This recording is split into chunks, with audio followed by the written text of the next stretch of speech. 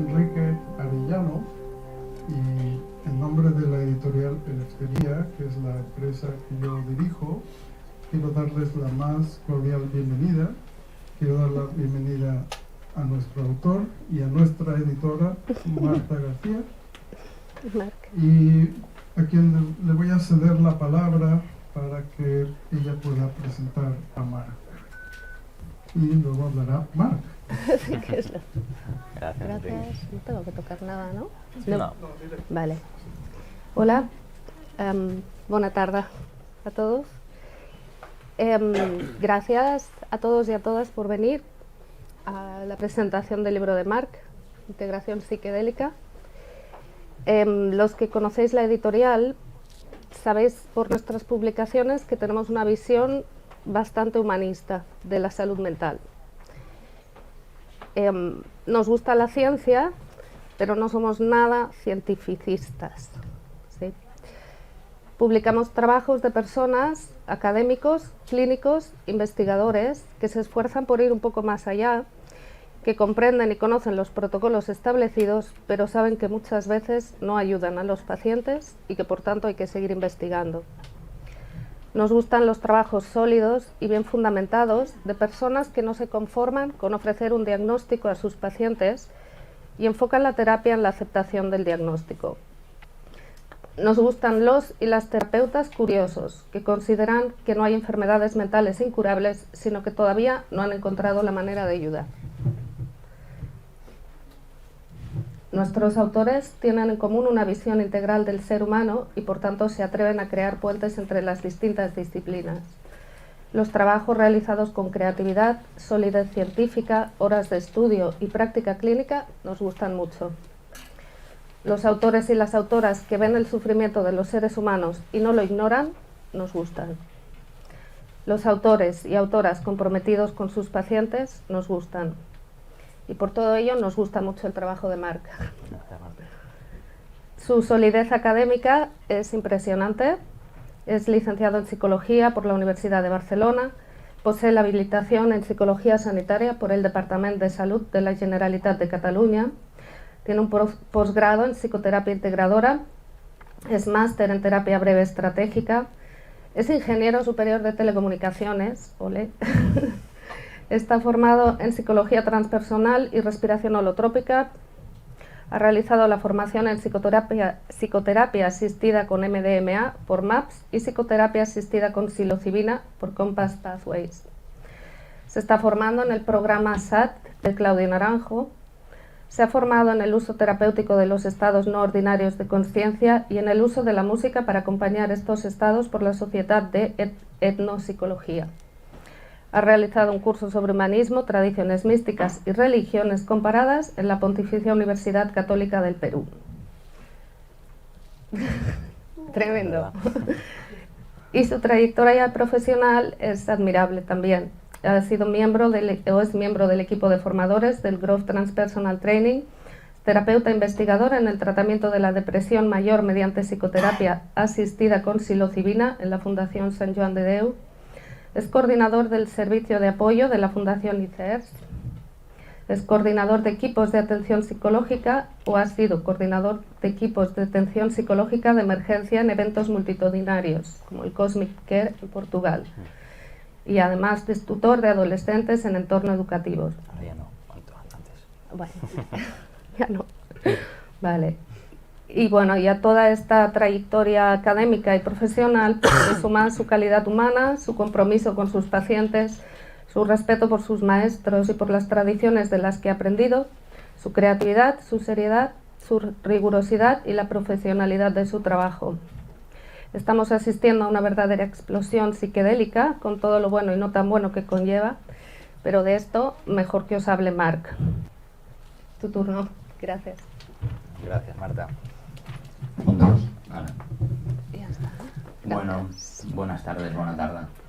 Voy a hablar en castellano porque nos están viendo por Zoom, así que disculpas a los catalanoparlantes. Me he levantado hoy súper congestionado, constipado, con mocos, dolor de cabeza. Bueno, uno hace planes de lo bien preparado que va a estar para la presentación y de repente te despiertas con esta voz Así que bueno, farem el que podrem. Quiero agradecer a Enrique y a Marta por editar este libro, porque la verdad es que lo escribí con mucha ilusión y con muchas ganas, pero luego la vida del escritor novel a veces tiene sus trucos, ¿no? Presenté el libro a unas cuantas editoriales y pues algunas me dijeron que no, otras todavía no han contestado, con lo cual entiendo que no les interesaba el proyecto. Y fue una casualidad como descubrí la editorial Eleftheria. Compré uno de sus libros y dije, a ver quién edita este libro, y miré editorial Eleftheria, la dirección era en Sitges y yo vivía en Sitges en ese momento. Dije, calla, pues yo qué sé, llámales o manda un correo o algo y diles que estás aquí. Pasé un día por delante de su casa para ver dónde estaba, ¿no? Y a ver, esta gente, ¿quién son? Y mira, al final quedamos con Enrique un día a tomar un café y el resto es historia, como dicen, ¿no? Así que nada, pues muchas gracias a Enrique y a Marta por el trabajo. La verdad es que han hecho un libro súper guay. Cuando yo me imaginé cómo quería que fuera el libro, pues me lo imaginé de una forma, y la verdad es que el trabajo que ha hecho Marta editando el libro es brutal. Bueno, ya lo veréis cuando toquéis el libro, ¿no? El papel está súper bien, la maquetación está súper bien, las imágenes están súper bien maquetadas, las han puesto todas las que yo les mandé. Y dije, no, pero este libro va a ser caro con tanta imagen. Y dije, ya, pero no. Está bien, necesario. Y al final ha quedado muy bien, o sea, estoy súper contento porque es como yo me imaginaba el libro, ha quedado así, o sea que esto es un gusto. Y nada, gracias a vosotros por venir esta tarde. Entre los millones de cosas que hay en Barcelona por hacer cada día, pues nada, agradecido de que estéis aquí para pasar un rato con nosotros. Bueno, ¿de qué va este libro? Integración psicodélica. ¿Qué quiere decir esto? Bueno, pues vamos a ver. Nos despertábamos hace unos días con una noticia en la prensa de que el príncipe Harry, que siempre tiene cosas divertidas que aportar al mundo, publicaba en su biografía que tomó psicodélicos para gestionar el duelo por la muerte de Lady Diana, de su madre, ¿no? Entonces, pues claro, cuando royalty, cuando la realeza hacen cosas, pues nos fijamos, ¿no? Pero claro, es uno de tantos, porque esto tampoco es que haya sido una cosa novedosa, ¿no? En La Vanguardia cada vez salen más artículos relacionados con las sustancias psicodélicas, y en el periódico esto hace en enero, o sea, es una noticia de hace una semana, ¿no? Cataluña avanza en el uso de psicodélicos para tratar trastornos mentales. O sea, que lo toman el príncipe Harry, sale en El País, sale en La Vanguardia, sale en el periódico. Pues un montón de cosas, ¿no? Esto hace 20 años, cuando me empecé a interesar por esto, éramos 4 frikis los que leíamos de estas cosas. Me acuerdo, en el año 2000, estábamos comiendo en casa de mis padres y estaba Santi aquí presente.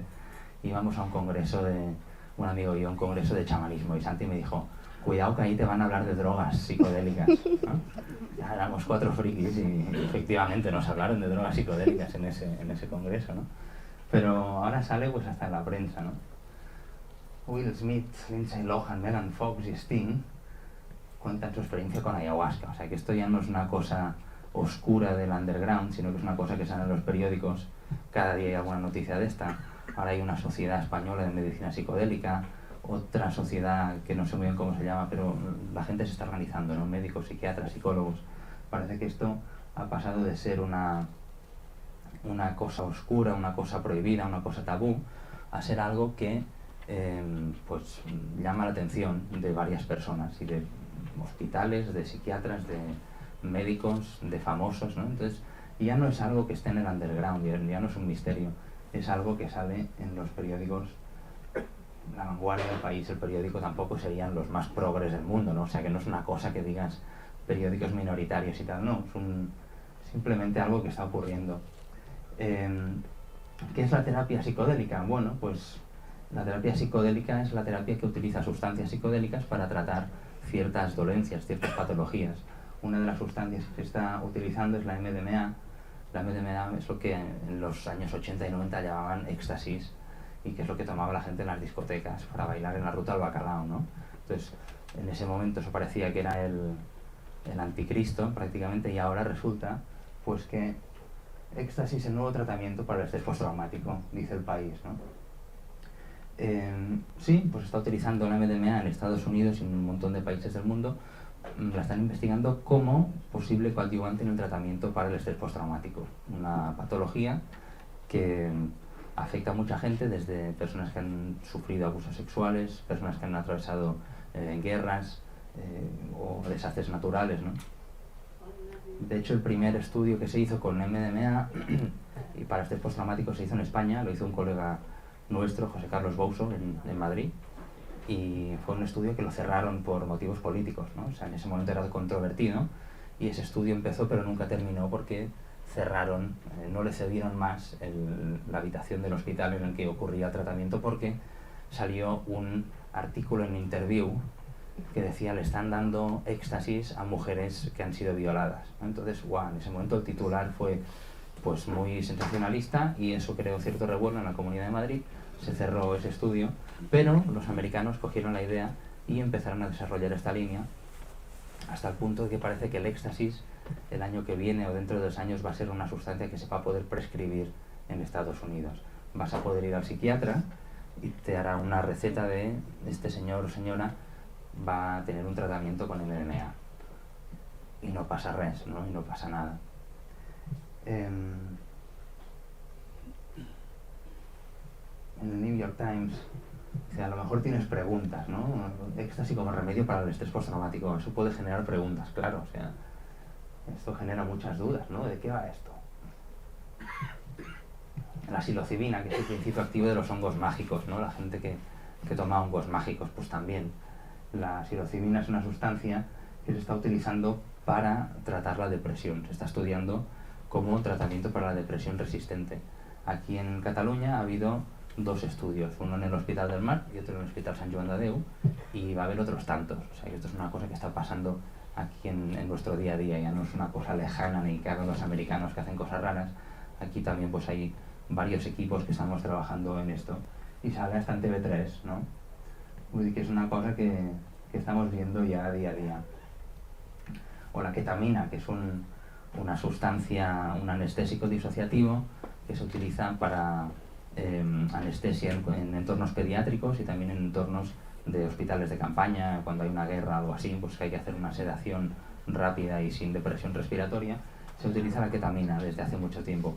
La gracia de la ketamina es que es una sustancia que es legal, o sea, está aceptado su uso médico, por tanto se pueden abrir clínicas en las que se administra ketamina para la depresión, y esto está pasando también. Hay una clínica aquí en Plaza Urquinaona. Todo esto es una cosa que está ocurriendo ya, es una cosa que está pasando en nuestro día a día. La revolucionaria terapia para la depresión que se extiende en España sin financiación pública. Esto es un fenómeno global. Entonces, ¿qué formas toma la terapia psicodélica? Pues varias formas, ¿no? ¿Cómo se utilizan las sustancias psicodélicas en estos momentos en nuestra sociedad? Pues a mí me gusta entender la terapia como un proceso, ¿no? En el que no hacemos solamente énfasis en la experiencia en sí, en el tomar la sustancia, no es una terapia puramente farmacológica, sino que forma parte de un proceso en el que hay una preparación previa, luego hay una sesión de administración y luego hay lo que llamamos una integración. Esto en los ensayos clínicos funciona de esta forma, es decir, los pacientes pasan un screening, son admitidos al estudio clínico y luego tienen unas sesiones de preparación con el psiquiatra, con los terapeutas, antes de la administración del principio activo, que suele ocurrir durante todo un día, y luego las semanas siguientes hay lo que llamamos sesiones de integración. Es decir, que no estamos hablando tanto de un formato de tratamiento que sea una administración farmacológica en el que uno pasivamente espere el resultado de la química, ¿no? Como por ejemplo uno se toma un antidepresivo y lo que se espera es que durante X semanas de tomar el antidepresivo pues uno vaya sintiéndose mejor, ¿no? Pero sin tener que hacer nada, es decir, la sustancia va cambiando, la farmacología y la química cerebral, y eso tiene un impacto sobre el estado de ánimo. La terapia psicodélica no funciona de esta forma, es una administración que no es crónica, es una administración puntual. Las personas reciben 1 dosis, 2 dosis o 3 dosis máximo de psilocibina o de MDMA, y se espera que es la experiencia, no solamente la farmacología de la sustancia, sino la experiencia que la persona atraviesa lo que pueda provocar un cambio en su estado de ánimo y reducir los síntomas. Así que cuando hablamos de de terapia psicodélica deberíamos poner el foco en el proceso, no tanto en el evento. Deberíamos poner el foco en todo lo que ocurre a lo largo del tratamiento y no tanto en la química de la sustancia. No se trata de me tomo un hongo y se me pasa la depresión, sino me van a ofrecer un tratamiento en el que antes me preparo para esta experiencia, atravieso una experiencia en la que pueden pasar un montón de cosas y luego hago un proceso terapéutico, hago unas sesiones de integración y esperamos que todo eso tenga un resultado terapéutico. En nuestra sociedad moderna está de moda vender panaceas, ¿no? Desde los vendedores de crecepelos en los pueblos del siglo pasado, pues siempre nos ha gustado que nos vendan una panacea, algo que va a ser el remedio para todo.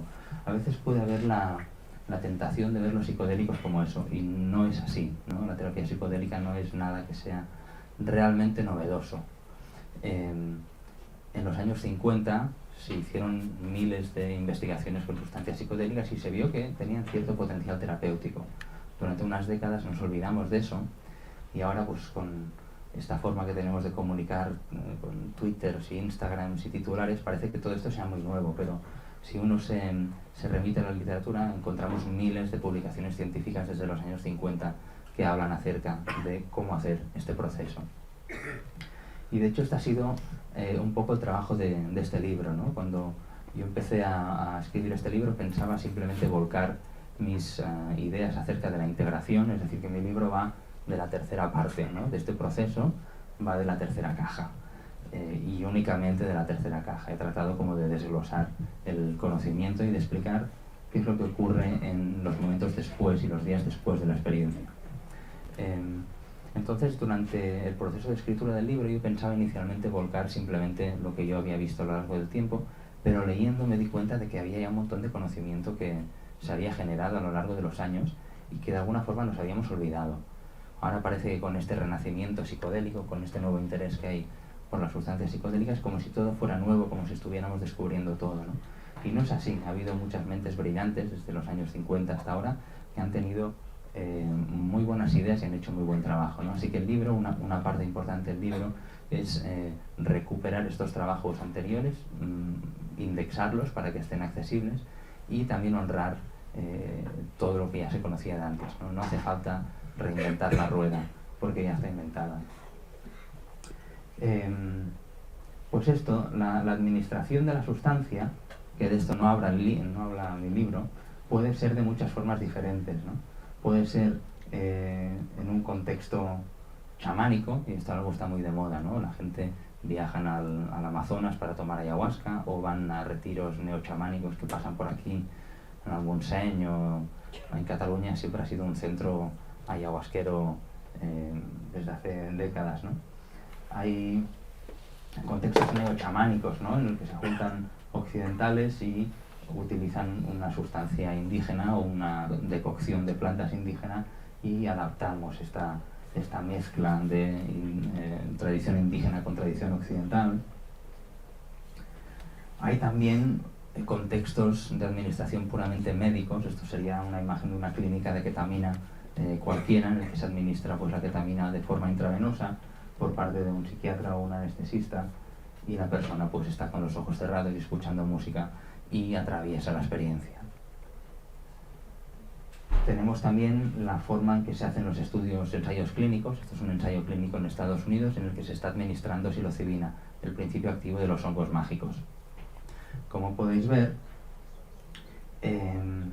no se parece tanto a la consulta de un psiquiatra esto. No sé si alguien ha ido al psiquiatra o no, pero normalmente las consultas de los psiquiatras, los psicoanalistas a lo mejor sí que tenían una cosa un poco más así, ¿no?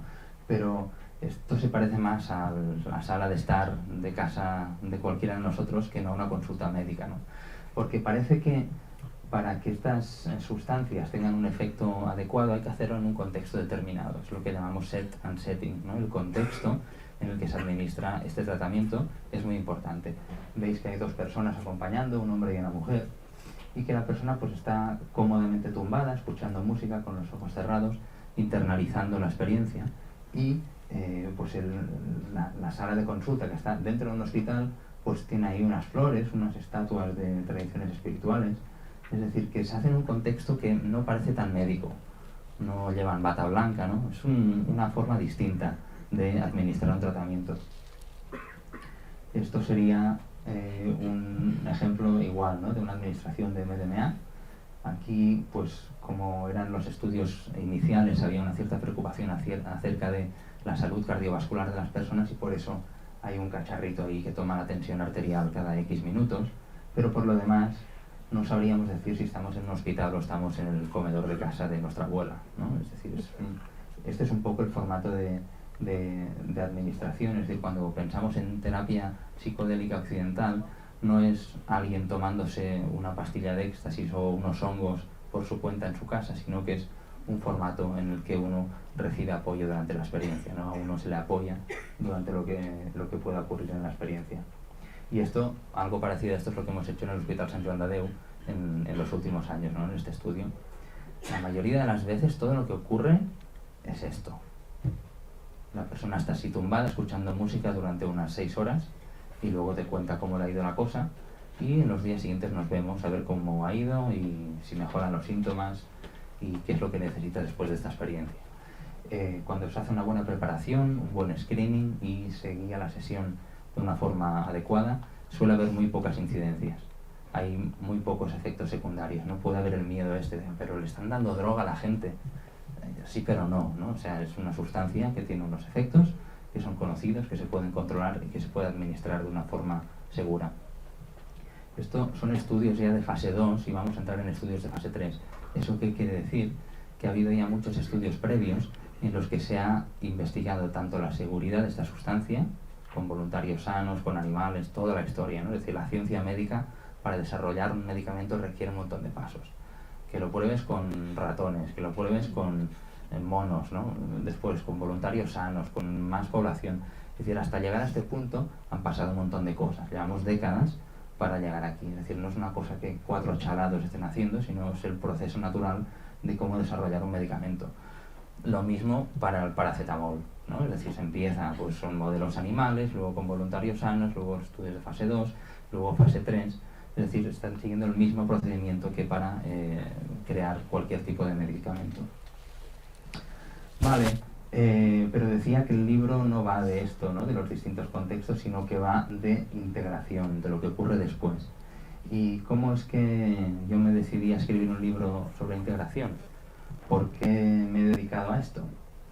Bueno, pues fue un poco por casualidad. O sea, no lo escribí en el libro, pero que yo empezara a dedicarme a la integración sí que fue un poco por casualidad, ¿no? Ocurrió que yo empecé a trabajar, colaborar con un amigo que conocí una vez, Ben Delonen, que es el fundador de una institución que se llama ICERS, y entonces estuvimos hablando con Ben, nos hicimos amigos, y él me contó, oye, yo tengo esta organización en la que me gusta divulgar acerca de las plantas de uso tradicional, de la ayahuasca, de los hongos, y de lo que tiene que ver con el uso de estados no ordinarios de conciencia para finalidades terapéuticas, finalidades espirituales. Entonces, ¿quieres colaborar conmigo? Y dije, pues vale. Entonces, en ese entonces, lo que empecé a hacer fue a redactar contenidos para la web de este colega y también contestar correos electrónicos que nos llegaban. Entonces, una de las cosas que me di cuenta es que nos llegaban correos preguntando o pidiéndonos consejos sobre ciertas cosas. Gente que tenía intención de utilizar este tipo de tratamientos, que en aquel momento todavía todo era ilegal o uno tenía que irse a Perú a tomar ayahuasca, ¿no?, en lugares donde sí fuera legal.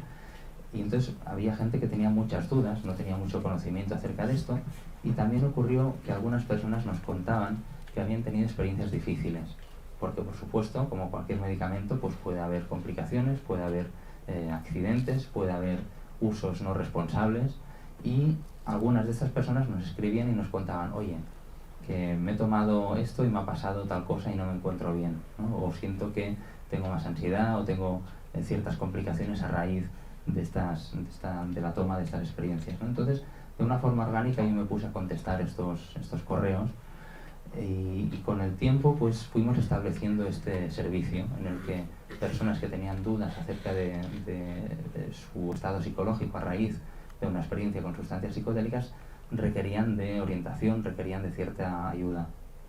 Y algunas personas nos contaban, oye, yo es que sufro de depresión, he tenido una experiencia con tal sustancia y me ha ido muy bien, pero al cabo de un mes siento que vuelvo a estar otra vez deprimido, ¿no? Es decir, esto no me ha solucionado, no ha sido blanco-negro, se me ha pasado todo, sino que siento que estoy volviendo a caer en esos síntomas, ¿no? ¿Cómo puedo hacer para fijar los efectos positivos después de una experiencia de este calibre, ¿no? Así que ahí nos encontramos con dos clasificaciones, ¿no? Personas que les había ido muy bien la experiencia y que pretendían maximizar y enraizar y sostener los beneficios después de un tratamiento exitoso con sustancias psicodélicas, y personas que normalmente en contextos no supervisados o en viajes por el Amazonas o en contextos que se lo habían hecho entre ellos, ¿no?, habían tomado sustancias y habían tenido alguna complicación y estaban experimentando más ansiedad, más depresión o pensamientos recurrentes y una serie de síntomas que pueden aparecer, ¿no? Entonces, pues a lo largo de los años, esto empezó en 2012, y en aquel momento no hablábamos de integración, simplemente había personas que nos escribían con problemas y yo, pues como ingeniero, trataba de ayudar a estas personas a solucionar los problemas, ¿no? Entonces eso poco a poco se fue convirtiendo en la integración se fue poniendo más de moda y entonces empecé a dar charlas, ¿no?, a raíz de mi trabajo aquí en el Servicio de Integración y Apoyo de ICERS. Entonces tengo que decir que mi trabajo ha estado muy focalizado en cuando las cosas no funcionan bien. Normalmente la gente no va al psicólogo para contarle lo bien que le va la vida, ¿no? O sea, vamos al psicólogo cuando hay alguna cosa que no funciona. Entonces, claro, los correos que recibo yo no son para contarme, oye, qué bien que me ha ido todo, te dejo saber, tú, persona que no sé quién eres, lo bien que me ha ido mi tratamiento con psilocibina, con ayahuasca, con lo que sea. No. A mí me escribía la gente pues que no sabían a dónde ir, que habían tenido una experiencia difícil y que pensaban, si voy a mi médico de cabecera o a mi psiquiatra y le cuento que me he ido a Perú, he tomado ayahuasca y me encuentro mal, pues me van a tildar de loco, ¿no? Pues con mucho acierto no se atrevían a ir a según a dónde. Entonces, claro, yo tengo principalmente experiencia en cuando las cosas no han ido bien. Ese ha sido mi campo de especialización. Entonces veréis que en el libro hablo mucho de ciertos perfiles que las personas pueden tener después de una experiencia difícil con sustancias psicodélicas, y lo que hago es proponer un método de intervención, una práctica terapéutica para ayudar a estas personas y no solo recuperar el equilibrio y que esa experiencia ya deje de ser traumática, sino, hopefully, como dicen los ingleses, ¿no?, si Dios quiere, que esa experiencia puede convertirse en algo útil. Hablábamos antes de proceso, no tanto de experiencia singular. Muchas veces algo que empieza como algo difícil, algo problemático, puede transformarse en algo que tiene cierta utilidad, ¿no? A veces vemos como personas que tienen depresión o estrés postraumático, a través de una experiencia con sustancias psicodélicas, no es que se les pase la depresión o no es que se olviden de los eventos traumáticos, sino que precisamente ocurre lo contrario, que tienen la oportunidad de entrar en contacto con ellos, revisarlos de cierta forma, procesarlos, digerirlos, y entonces como ponerlo en el pasado, que es donde pertenece, ¿no? Vale, esta experiencia, esto es lo que me pasó, me sentí así de triste, sufrí todo esto, y ahora lo veo, lo reconozco, lo siento, pero lo puedo poner, lo puedo dejar atrás, ¿no? Así que no se trata de un tipo de terapia alopática, en el sentido de yo te administro esto y se te pasa lo que te está ocurriendo, sino que no, hay una administración, entonces se despliega un proceso y uno pues entra a navegar por ese proceso como buenamente puede y uno aprende de ese proceso, ¿no? Y a veces, como dicen en inglés, que los mares en calma no fabrican buenos marineros, a veces la terapia psicodélica puede ser así. Durante la experiencia hay personas que confrontan miedos, que confrontan dificultades, confrontan tristeza, confrontan experiencias traumáticas del pasado, pero en un contexto bien apoyado esto puede convertirse en una experiencia sanadora. Por supuesto que hay mucha gente que tiene experiencias muy positivas, ¿no?, de trascender las limitaciones de su propia concepción de lo que les está ocurriendo, o identificarse con algo mayor que ellos, sentir una liberación de lo que les está sucediendo, ¿no? Y eso pueden ser experiencias también muy sanadoras. En el libro hablo de las cosas buenas, pero también hablo, como os decía, de las cosas malas y describo algunas de las casuísticas que suelen llevar a dificultades en este contexto. Mi trabajo ha sido bastante variado. Una parte de mi trabajo ha consistido en viajar a distintos países y reunirme con personas que ofrecen este tipo de experiencias de forma no legal, digamos, ¿no? Gente que trabaja en el underground, que trabajan en el underground y que tienen la duda de cómo podemos mejorar nuestras prácticas, cómo podemos hacer este trabajo más seguro.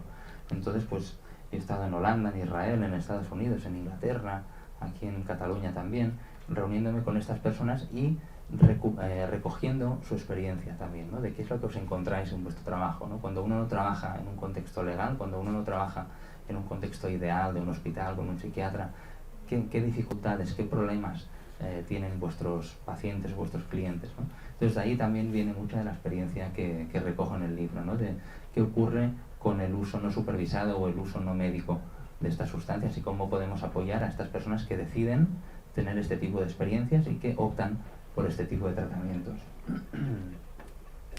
Todo esto quedó recogido en un libro en el que la verdad es que me lo pasé muy bien escribiéndolo.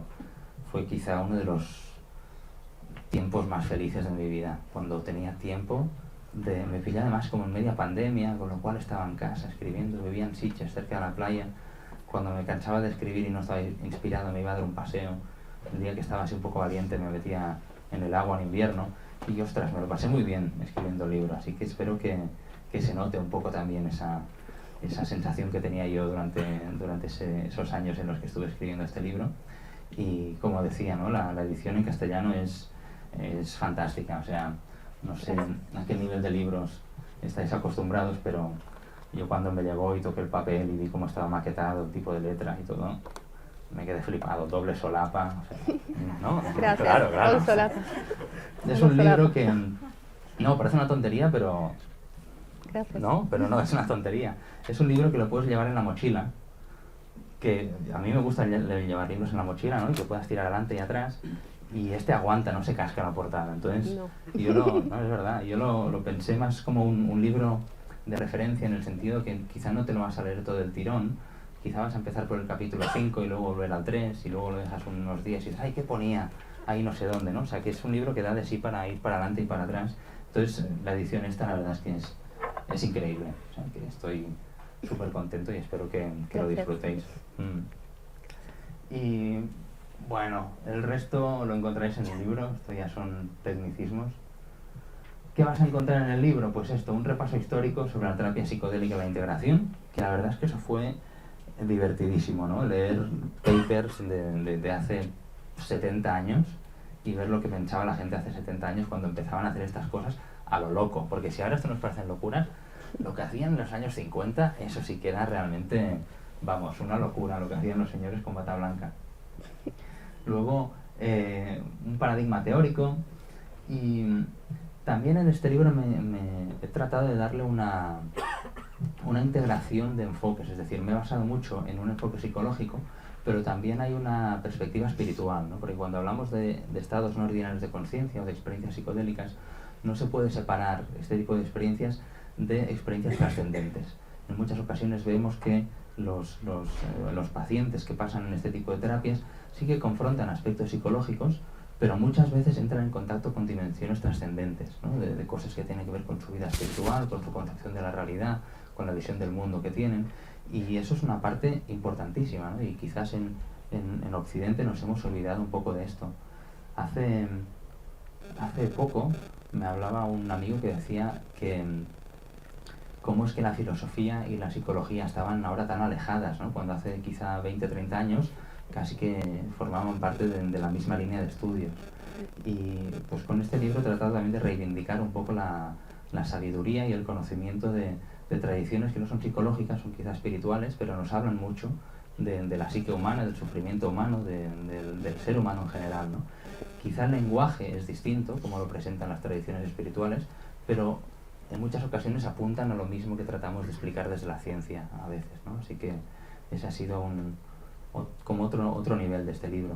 Y luego hay una línea argumental ahí escondida en el libro, que es la investigación de los pioneros de la terapia breve estratégica, que a mí es una escuela que me mola un montón, y cómo yo tenía la intuición de que esta gente en el origen eran amigos de los primeros investigadores psicodélicos, ¿no? Y sí, encontré esas cosas, ¿no? Así que ahí está esa historia paralela medio médica, medio histórica, medio chamánica de los pioneros de la terapia breve estratégica. Así que nada, em sembla que ja està.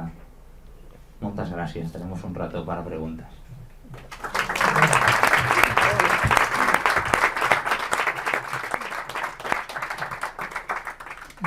sé si alguien tiene preguntas que quiera levantar la mano. Sí, sí.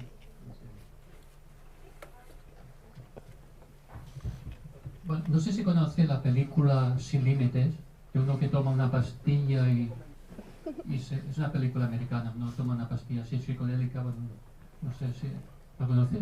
Sin límites, ¿eh? Sin Límites, sí, sale en secundario sale Robert De Niro y bueno, es una persona que está, un escritor que está así como en una crisis creativa, está así como estancado y un ex cuñado suyo le da una pastilla.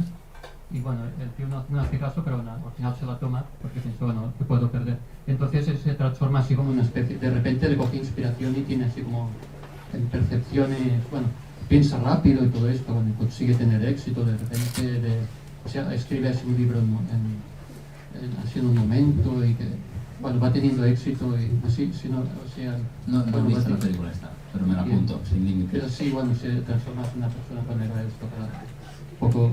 Si estaba así como ajustado en la realidad, es el típico de las películas. A ver, se me ocurren muchas cosas, no sé cuántas puedo decir. Hay tiempo. Que yo normalmente doy charlas en sitios menos serios que estos, entonces... A ver, Aldous Huxley. Aldous Huxley era un escritor famoso, ¿no? Es el autor de Un Mundo Feliz y se hizo famosísimo con ese libro Un Mundo Feliz. Contrapuntos, otro libro famosísimo suyo, ¿no? Aldous Huxley tuvo una experiencia con mescalina que le facilitó un psiquiatra canadiense y él escribió un libro, Las Puertas de la Percepción, y otro ensayo, Cielo e Infierno, y es un libro que está inspirado por su experiencia con la mescalina, ¿no? En la que describe su experiencia de cariz estético y espiritual inspirada por la mescalina. Aldous Huxley, después de su experiencia con la mescalina, se volvió un fan de las sustancias psicodélicas y el potencial filosófico y espiritual que tenían. Y en sus libros posteriores hay mucha influencia de sus experiencias con mescalina, ¿no? Y con LSD. El libro La Isla, que es un libro precioso, quizá uno de mis libros de cabecera, y que quizás como su obra en resumen, ¿no? Es un libro que está inspirado completamente en una filosofía psicodélica, pero no tanto de la experiencia en sí, sino del proceso, ¿no? Entonces cuando uno lee ese libro hay unos ritos de iniciación en los que utilizan una sustancia psicodélica, es decir, que un tío de la talla de Aldous Huxley, pues sí, se inspiró en esto y hizo un cambio realmente en su mundo creativo, ¿no? En otra nota distinta, pues es sabido que Sigmund Freud durante una etapa fue bastante aficionado a la cocaína. Sí. Entonces cuando uno lee las obras completas de Freud, que es una experiencia apasionante leer a Freud, hay algunos ensayos que uno dice, aquí este señor estaba acelerado, ¿no? Porque hay una seguridad en sí mismo, pum, pum, pum, y dices, esto no es una reflexión pausada, ¿no? Es decir, que hay un montón de autores que sí han tenido experiencias en estados no ordinarios y que eso de alguna forma ha sido una influencia en su obra, ¿no?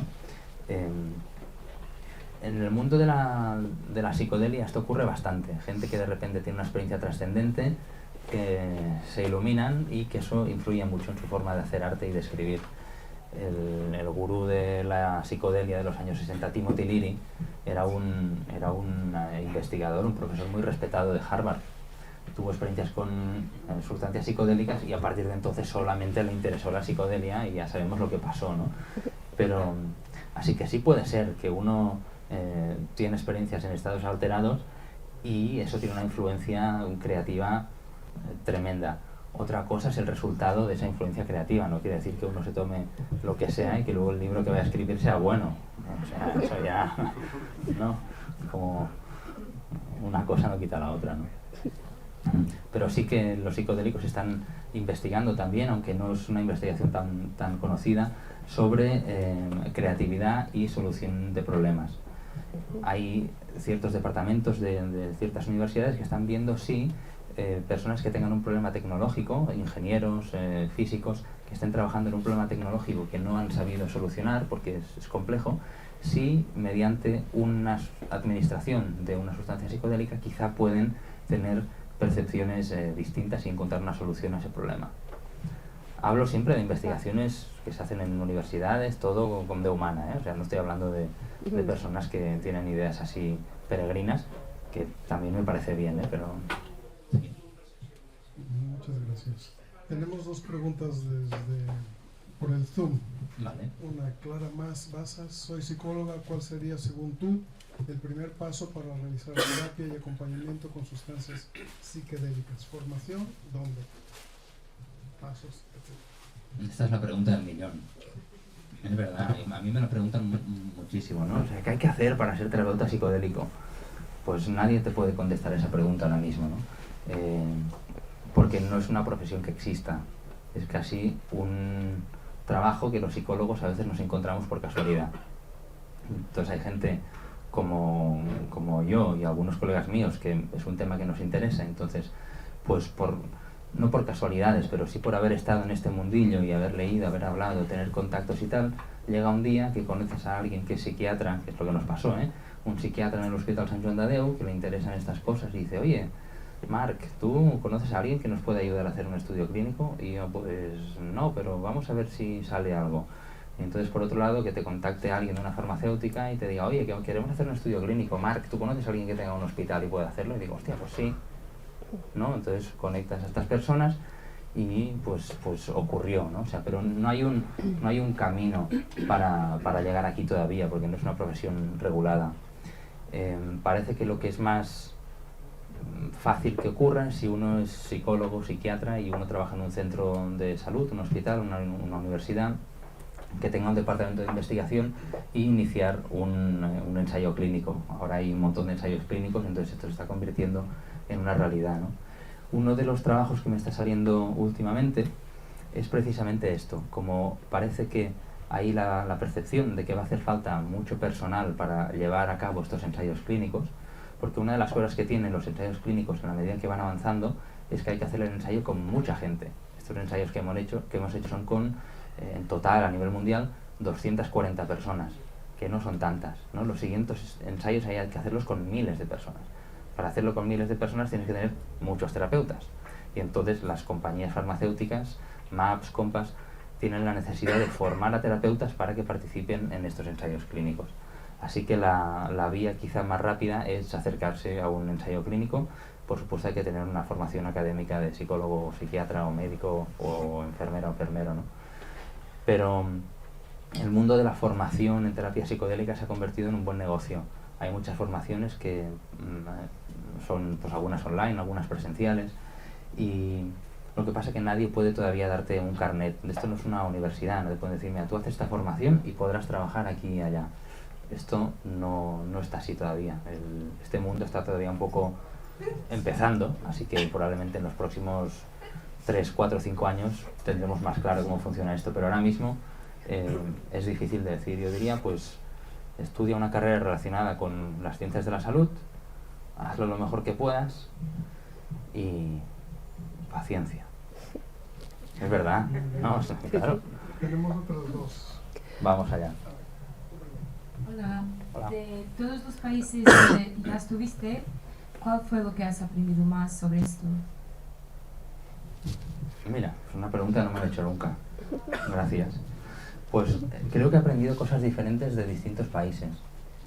Mira, últimamente en Perú he aprendido o he empezado a tener una visión un poco más amplia de lo que es el concepto de salud mental en distintos países, ¿no? Nosotros entendemos la salud mental de una forma, pero en los contextos indígenas entienden la salud mental de otra manera, ¿no? Y entonces a veces nosotros tenemos una concepción de lo que es el chamanismo bastante sesgada. Tenemos una concepción muy naif, ¿no? De lo que es el chamanismo y los indios, las plumas, los brebajes y tal, ¿no? Y la verdad es que me ha fascinado el ver el modelo médico que manejan ahí, ¿no? Y cómo trabajan a otro nivel, y es otra forma de vivir la realidad y comprender la enfermedad, ¿no? Eso en Perú. Mira, en Israel me fascinó la capacidad que tienen de construir comunidad. En ninguno de los países en los que yo he viajado había unos lazos tan productivos.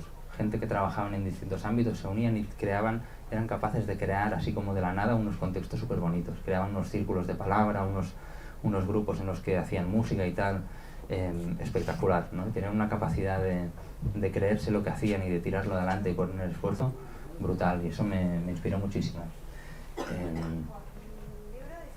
Los americanos van de cara a la idea, ¿no? Y son capaces de decir, esto hay que hacerlo, lo vamos a hacer y hay que hacerlo ya y rápido y bien, ¿no? Entonces, no sé, la verdad es que no te podría decir de dónde he aprendido más, pero sí que es muy interesante.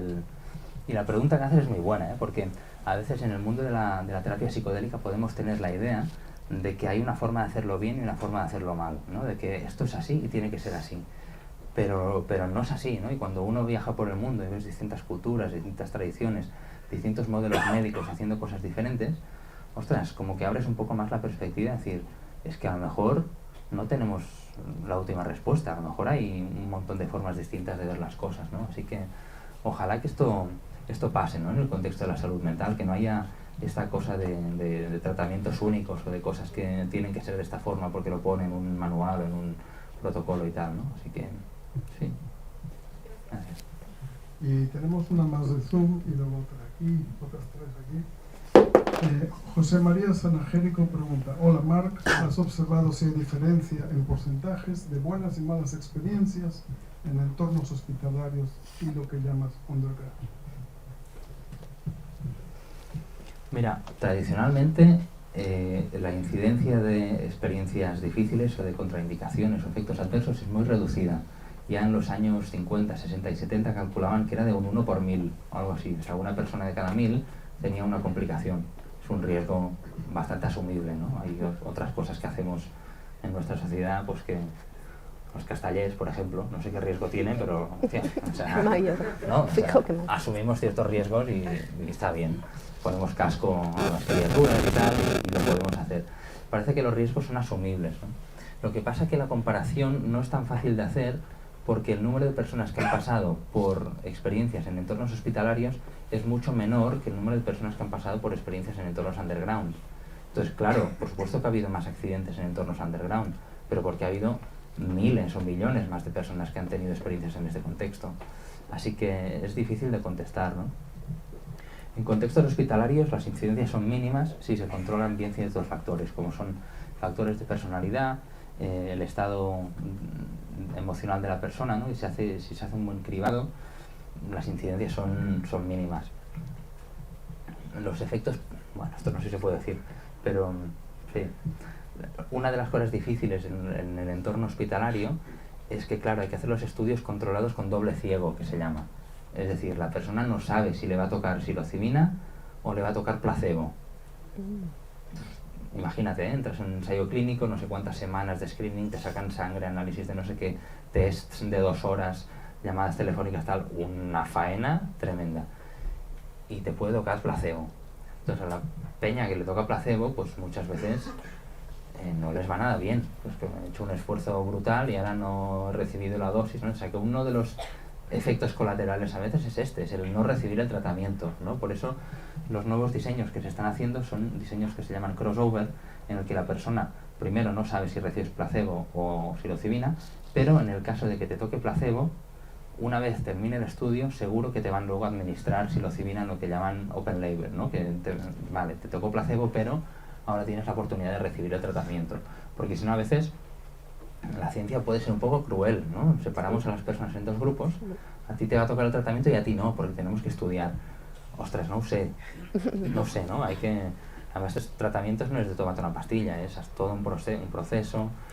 Entonces, pero incidencias en entorno hospitalario, pues alguna hay. O sea, hay un vídeo mío por ahí de una charla que di en Estocolmo hace unos cuantos años que precisamente lo que hablo es de un caso que se complicó en un ensayo clínico.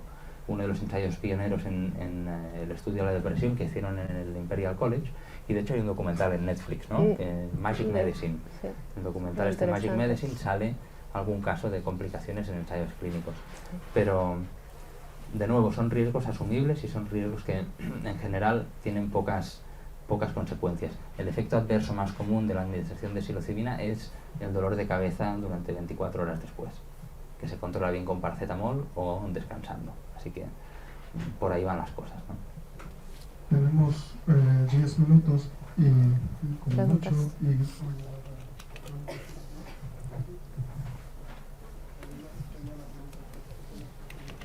Muy bien. Estamos bien, ¿no? Hi, Okay. I'm going to ask a question in English. My Spanish kind of sucks and I can't express myself very well. All right. So I'll try in English. As you're saying, this psychedelic renaissance is underway, things are becoming more mainstream, and what we're seeing is a lot more people taking these substances for mental health reasons, but doing it on their own because they don't have access to support for reasons of cost, for location, whatever it could be. And institutions like ICERS are helping, and there's a lot of other ones like Fireside and Zendo and others all over the world, but it's not enough. So how can we support solo journeyers at scale? At scale. La pregunta tiene que ver con el hecho de que hay un número creciente de personas que están buscando este tipo de experiencias, pero muchas de ellas no tienen acceso o a tratamientos clínicos o a ensayos clínicos o no pueden permitirse un tratamiento con un profesional. Entonces hay muchas personas que están decidiendo tomar estas sustancias por su cuenta. La pregunta es, ¿cómo podemos apoyar a estas personas, ¿no? Que de hecho puede ser un número muy grande de personas. ¿Is it okay if I answer in Spanish? Yeah? Okay. La pregunta es buenísima porque es la realidad, ¿no? Es decir, ¿cuánto dinero vale un tratamiento de no sé cuántas sesiones de preparación y luego un día entero con 2 terapeutas formados? ¿Cuánto vale eso? Fes números, ¿no? Que cobra un terapeuta por hora, pues multiplica por 6 o por 8 y por 2. Eso es lo que vale un día. Claro, no todo el mundo puede permitirse eso, entonces la gente va a buscar sus propias alternativas, ¿no? La gente va pues a cultivarse sus hongos, y esto va a pasar, queramos o no queramos, ¿no? Entonces, este es otro de los contextos en los que a mí me ha gustado mucho trabajar, ¿no? Que es para estas personas que van a decidir hacer esto, cómo podemos crear lo que llamamos buenas prácticas o prácticas seguras, ¿no? De ya que decides hacer esto, ¿cómo podemos hacer para que lo hagas de la forma más segura posible? O ya que decides ofrecerle esto de forma underground a tu primo, a tu tío, a quien sea, ¿cómo podemos hacer esto para que lo hagas de la forma más segura posible? Entonces, pues como decías, ¿no? Desde la Fundación ICERS hemos creado contenidos que van en esta dirección. Hay un curso ahora que está en marcha, que han hecho un par de colegas míos, que va sobre esto, sobre cómo apoyar este tipo de experiencias en entornos menos formales, menos estructurados, ¿no? Creo que al final se trata de crear conocimiento y crear cultura alrededor de esto. Y te voy a poner un ejemplo a lo mejor muy tonto, pero que creo que es interesante, ¿no? ¿Cómo aprendemos a utilizar el alcohol en las sociedades mediterráneas? ¿No? El alcohol es una sustancia que tiene unos riesgos importantes. O sea, los millones de euros que le cuesta a la seguridad social el consumo problemático de alcohol, poca broma, ¿no? Pero sin embargo, hay un conocimiento de cómo hay que utilizar el alcohol en nuestra sociedad, que lo aprendemos de forma implícita. Tú sabes que desayunar con vino no es muy buena idea, ¿no? Y que el carajillo te lo tomas después de la comida, que antes de la comida va el vermut, que el vino blanco va con el pescado y un vino tinto fuerte reserva, pues ahí con un bistec y tal, ¿no? Todo esto es un conocimiento implícito que tenemos.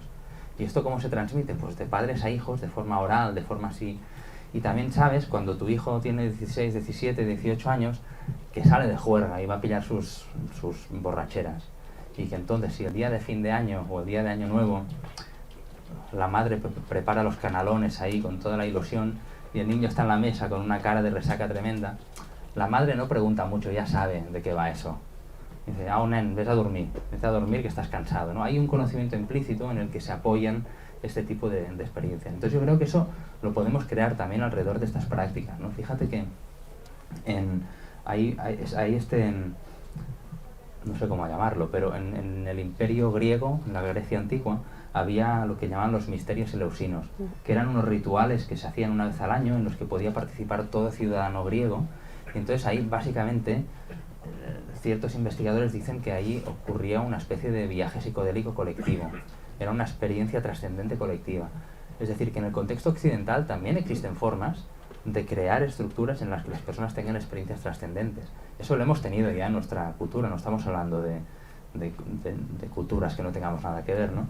Así que creo que es posible recuperar este tipo de conocimiento y que podamos autoorganizarnos. Es decir, el Estado entiende que los adultos son capaces de gestionar su consumo de alcohol.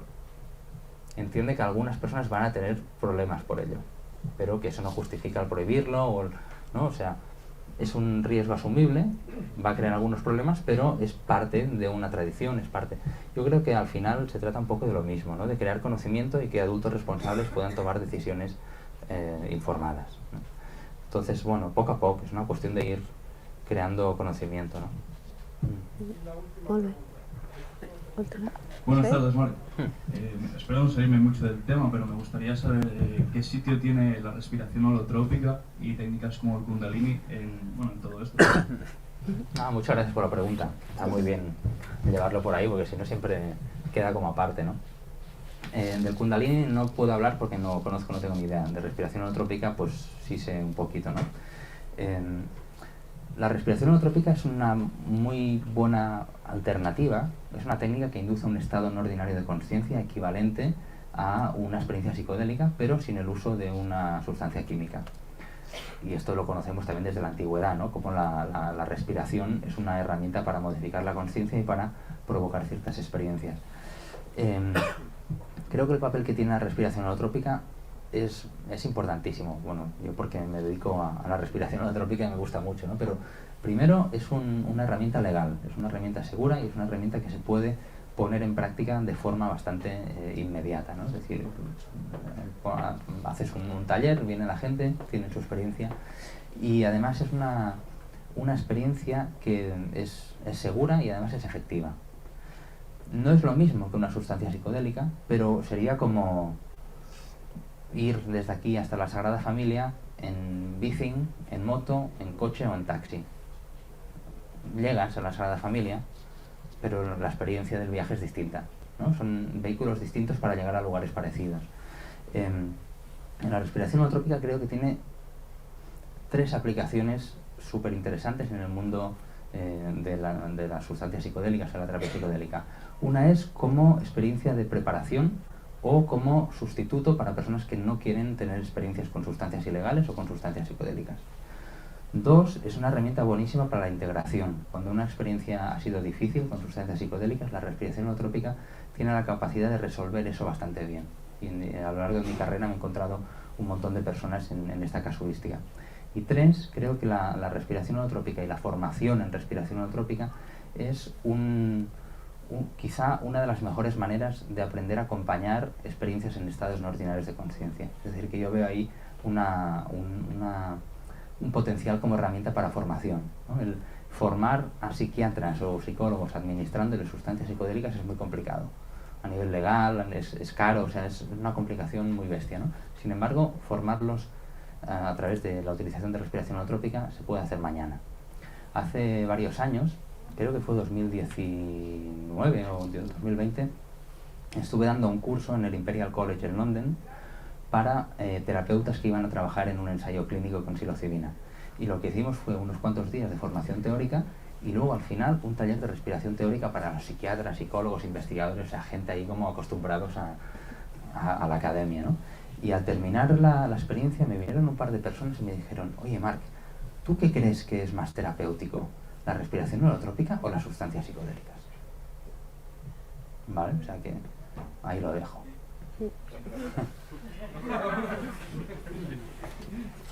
Muy bien. Vale, muchas gracias. Muchas gracias. Podemos despedir a las personas que están en el Zoom y en el Facebook. Sí. Gracias, hasta luego. Y los que están aquí pueden...